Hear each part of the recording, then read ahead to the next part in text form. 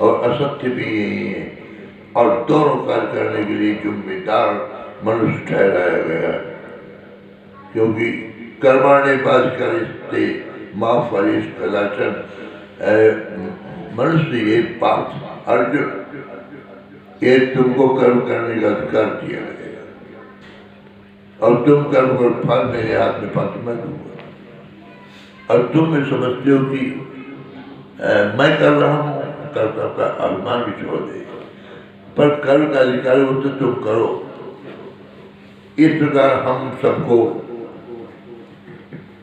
कर्म करने का अधिकार मिला हुआ है और बुद्धि मिली हुई विचार करने का कि हम कर्म अच्छा कर रहे हैं कि खराब कर रहे हैं। बुद्धि की बात न मानने पर मन तुमको घसीट के ले जाता है, असत कर्मों में ले जाता है और तुमसे जीवन भर असत्य कर्म करवाता रहता है। तुम जानते भी हो कि मैं असत कर्म कर रहा हूँ, फिर भी मानते नहीं। ये नहीं जानते हो, मानते नहीं है।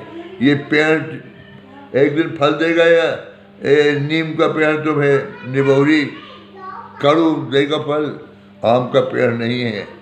तुम कांटेदार वृक्ष अगर दरवाजे के सामने लगाते हो, कांटा तुमको चुभ जाएंगे, कोई बचा नहीं सकता है। ठीक इसी प्रकार असत कर्म जो बो रहे हो, सावधान रहना चाहिए। ये सारे असत कर्म हमसे बदला लेंगे और हमको यही भोग कराएंगे और नरक की भोग यही यातनाएं भोगनी पड़ेगी। जो शेष रह जाता है वो किसी पता नहीं कहाँ स्वर्ग है कहाँ नरक, आज तक पृथ्वी को लौट के कोई नहीं बताया, पर हमारे शास्त्र कहते हैं, हम मानते होंगे नरक स्वर्ग कहीं, पर बताते नहीं कहाँ नरक है। तुम नरक से आ रहे हो कि स्वर्ग से, कोई नहीं बताता, पर हाँ ठीक। पर यहाँ तो दिखाई देता है कि नरक की यातना यहाँ, आप चले जाइए बड़े बड़े अस्पतालों में और आंखों से देख लीजिए कितने लोग नरक की यातनाएं भोग, मर भी नहीं रहा और जीव कहता है परिवार पूरा कि परमात्मा इसको ले जाओ, उठा लेते तो अच्छा होता।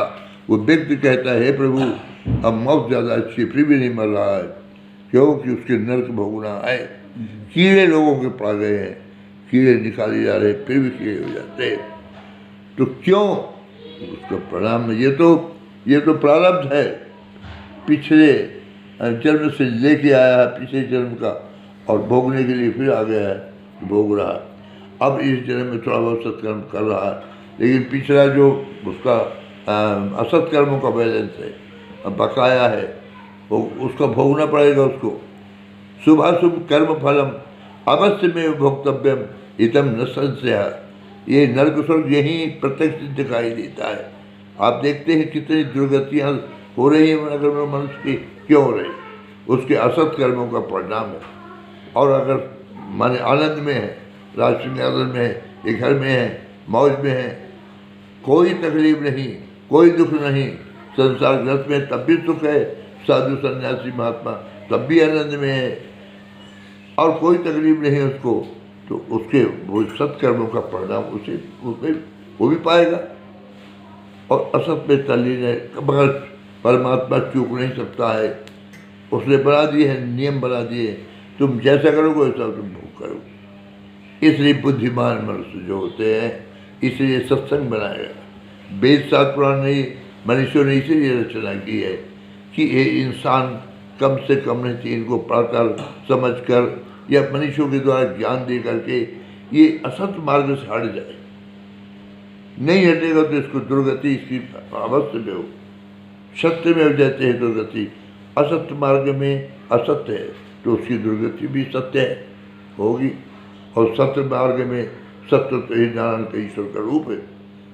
भगवान ने कहा, सुनो पार्थ, मेरे भक्त की दुर्गति नहीं होती कभी, मेरी भक्ति। इसका मतलब दुर्गति जो होती है अभक्त की होती है, असत्य की होती है, अकर्म की होती है, दुष्कर्म की होती है, अनाचार की होती है, दुराचार की होती है। जो तल्लीन है उसमें दुर्गति उसी की होती है।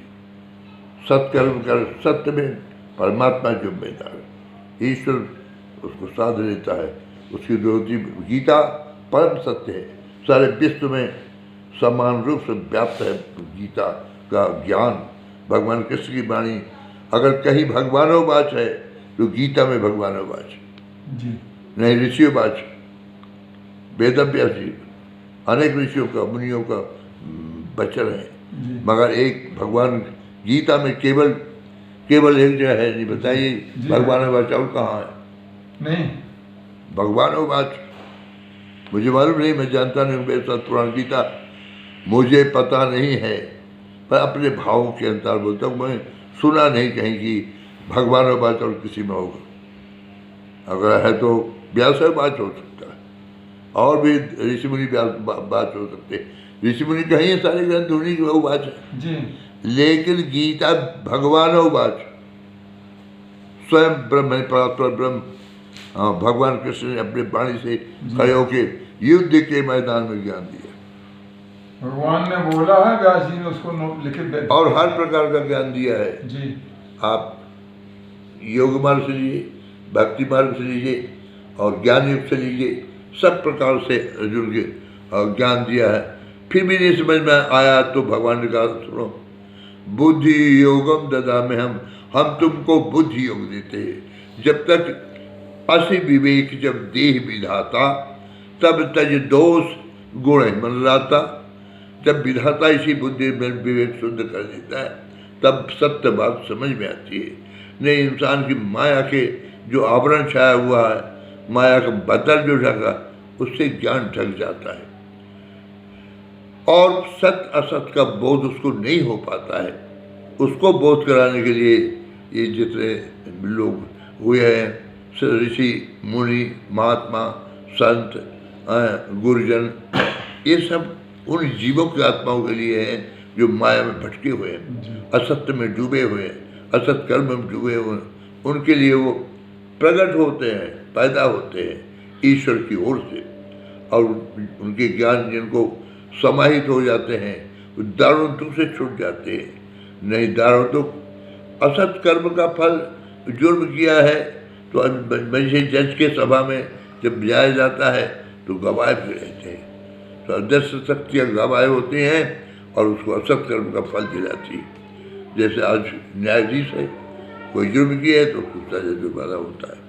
तो इसी प्रकार से तो हमको तो पता नहीं, हम तो प्रार्थना ही करेंगे, निवेदन करेंगे कि बुद्धि अपने पास में, मन अपने पास में है। मन आपका है, बुद्धि आपकी है, चित्त हम आपका है।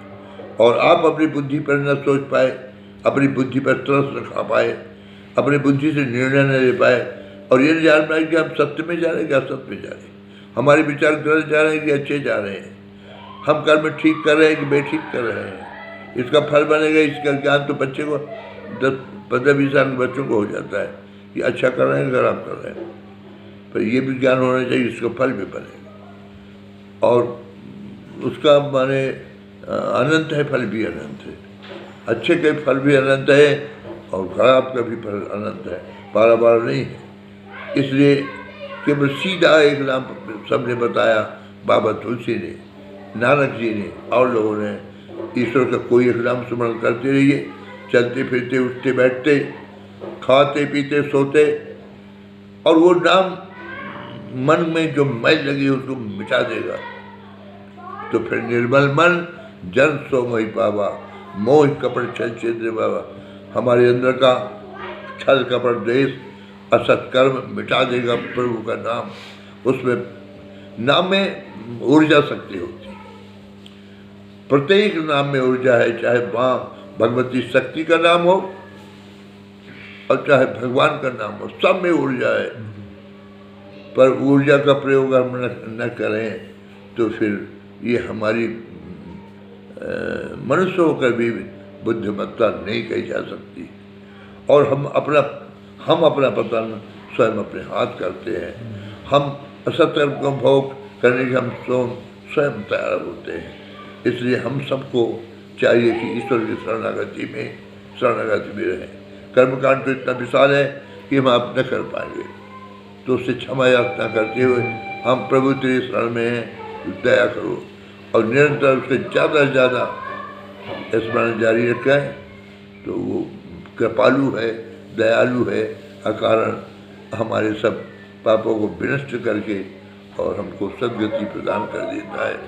अनेक प्रथाओं से, अनेक रोगों से और पतन से ईश्वर बचा लेता है। पर ईश्वर को भजेंगे तो बचा लेता है। पुकारे, अगर द्रौपदी न पुकारती तो लाज की झंझट फंसती नहीं उधर से। गजराज न पुकारते तो गजराज फंस जाते चित्र में। तो हम कितना पुकारते हैं या हम लोग जानते नहीं पुकारते, और नहीं पुकारते हैं तो हमको सावधान रहना चाहिए कि पर महेश उस ईश्वर को पुकारते रहो। परम शांति है मैं कह सकता हूँ, परम आनंद है मैं ये कह सकता हूँ, दुनिया से हट के आनंद है ये भी कह सकता हूँ, सुनिश्चित है ये भी कह सकता हूँ, और दुख दर्द परेशानी हट जाती ये भी कह सकता हूँ, सुनिश्चित है। इसके लिए हम तो प्रार्थना करते हैं, निवेदन करते हैं, न हम कोई उपदेश करते, न प्रवचन करते, न हम प्रवचन जानते हैं। ये हम जो भी बातें कह रहे हैं अपने अपने आत्मा की पुकार, हृदय की पुकार, हृदय भावनाओं से कह रहे हैं। और जो सुन लेगा, समझ लेगा, मान लेगा, अब कभी न कभी अंतिम जीवन में वो उसका भागी बन जाएगा, अच्छा विचार बन जाएगा, अच्छा कर्म वो करेगा, और शांतिपूर्ण जीवन जब तक जिंदा रहेगा आनंद के जीवन व्यतीत करेगा। और इतिहास का भाई आप देख लीजिए, जो उस पंथ में चला, ईश्वर के ऊपर निर्भर कर दिया अपना जीवन, समर्पण कर दिया जीवन, और नहीं कर पे तो कर्म कांड पर कीजिए, कर्म कीजिए तो भी परमात्मा के लिए कोई बात नहीं। कर्म करो चाहे समर्पण करो, बात वही है, पर उसी के प्रति करें ना। पर हम शरीर के प्रति जब से हमने वो तुम्हारा, हम सब अपन देख रहे हैं, हम आओ चाहे आप, जब से बस शरीर को जाना, कभी नाम लिया कि आत्मा इसके अंदर मूल आत्मा है, आत्मा की वजह से शरीर कभी नहीं सोचा। हम हैं कौन? शरीर, शरीर नहीं है, आत्मा की वजह से शरीर। जब तक आत्मा तब तक शरीर है, आत्मा का ही शरीर समाप्त, तो शरीर की महत्ता नहीं, महत्ता है उस सच्चिदानंद घन चैतन्य ब्रह्म का एक अंश, जो मनुष्य के शरीर में ईश्वर का अंश है। उस अंश को भी नहीं जानते, अपने आप को नहीं जानते, अपनी बुद्धि को नहीं जानते, अपने मनोचित्त को नहीं देखते। कौन देखेगा? दूसरा कोई। वाणी तो कोई भी कह सकता है, लिख के कोई भी दे सकता है, और लिखित सारे शास्त्र हैं, वेद शास्त्र उपनिषद वेदांत सब लिखित है, गीता रामायण भागवत पढ़ लीजिए। पढ़ते भी होंगे, क्या करेंगे पढ़ के? मानना पड़ेगा, जानना पड़ेगा, और उपयोग में लाना पड़ेगा। ये लक्ष्य से नहीं कि हम पढ़ के और धरने के लिए नहीं, धरने नहीं, धारण के लिए है। वो उपदेश देते हुए धरने के लिए पढ़ा, धर दिया नहीं, धारण किया। और जिसने भी धारण किया, भक्त बाल उसका उदाहरण है। जिसने भी सत्य को धारण किया है, जिसने भी मन को अपने देखा है, तो हर व्यक्ति अपना जानता है, दूसरे का क्या जाने। तो वो स्वयं जान रहा है कि हम सत्य पर चल रहे हैं, असत्य पर, फिर भी नहीं मानता, असत्य पर चल, फिर भी असत्य पर जानते हुए कि हम असत्य पर चल रहे हैं, नहीं मानता, चलता है, भोग बनता है रोज प्रति। आपके विचारों का आपका भोग बनता है। असत विचार है, भोग बना, असत वाणी आई, भोग बना। असत जो भी हमारे शरीर से, मन से, वाणी से हो रहा है, उसका ही बना। आपने जो भी अच्छे कार्य किए, सत्संग किए, पूजा पाठ किए, याद किया भगवान को, जितने भी अच्छे कार्य ईश्वर संबंधी आप करते, वो भी इतिहास आपका बना। दोनों तरह बनता है, सत्य का भी बनता है और असत्य का भी। परमात्मा के पास दोनों का हिसाब रहता है और दोनों चुकता करता है।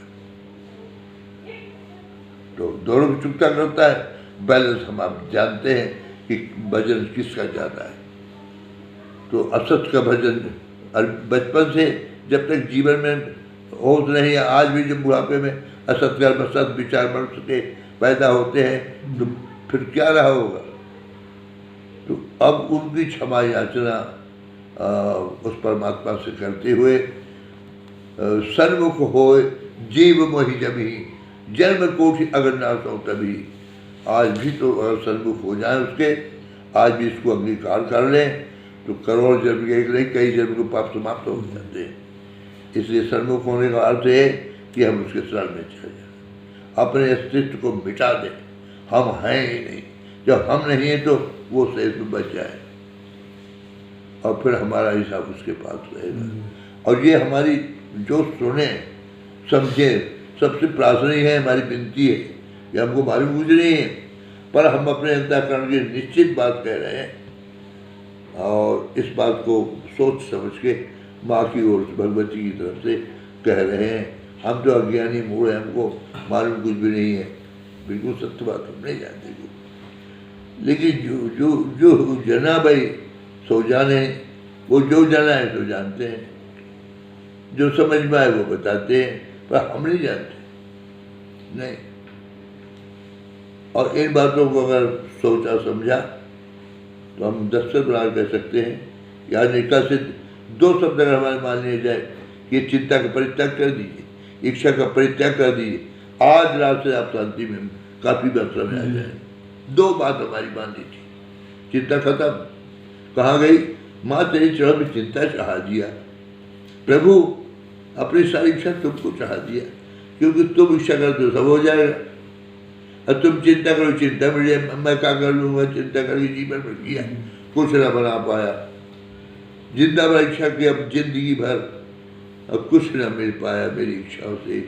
आप जो जो इच्छा करते हो परमात्मा, वो सब हो जाता है। आपको इच्छा पालन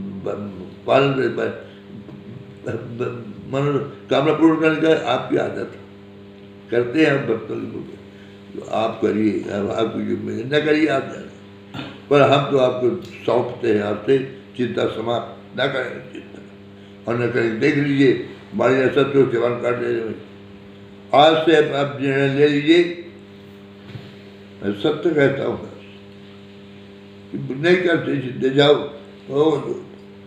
नहीं कोई इच्छा करते जाओ, जो अगर आनंद में जाओ शांति से, बहुत कुछ मायने में, क्योंकि बाकी और भी बकाया है। केवल आपकी चिंता का परित्याग कर देने से और इच्छाओं का परित्याग करने से त्याग नहीं होगा, लेकिन फिर भी शांति के लिए बहुत बड़ा रास्ता है आनंद का। और क्या क्या नहीं करना वो तो माँ जाने, लेकिन 2 बातें मूल में है जो जड़ मनुष्य के सामने है। ये बात हर आदमी 10, 12, 15 साल के 20 साल के से शुरू हुआ, चिंता शुरू हो जाती और जीवन भर चिंता करता है। इच्छाएं कभी किसी के बंधे नहीं होती, तो माँ की तरफ से ऐसा एहसास, ऐसा अनुभव, ऐसा मालूम हुआ कि यदि आप केवल चिंता और इच्छा उसको चाह दे भगवान को, आज रात से आप शांति के लिए सो पाएंगे, चिंताओं से मुक्त होकर, इच्छाओं से मुक्त होकर सो पाएंगे यार, और मनुष्य बनने का लाभ मिलेगा। और ये बड़ी लोग सुन करके भी हवा में उड़ा देंगे, तो हम जिम्मेदार, आप भी जिम्मेदार हैं, सब अपने अपने लिए जिम्मेदार हैं। और चूँकि हमने आपका कर्जा खाया है, पानी पिया है, भोजन कराया है, आपने सेवा की है, तो हम तो मुक्त हैं अपनी आपके कर्जा से, नित्य मुक्त है, नित्य रोज मुक्त है। हम नहीं चूकते हैं कर्जा बिचारे में। आपने सेवा की है, धन संपत्ति वैभव जो नहीं आप रखते रहते हैं, सेवा में हर रहते, हर प्रकार की सेवा करते हैं, उस सेवा का कर्जा बन जाता है। और वो वाणी दे करके हम अपनी सेवा का भार उतारते हैं। बोलो शारदा मैया की।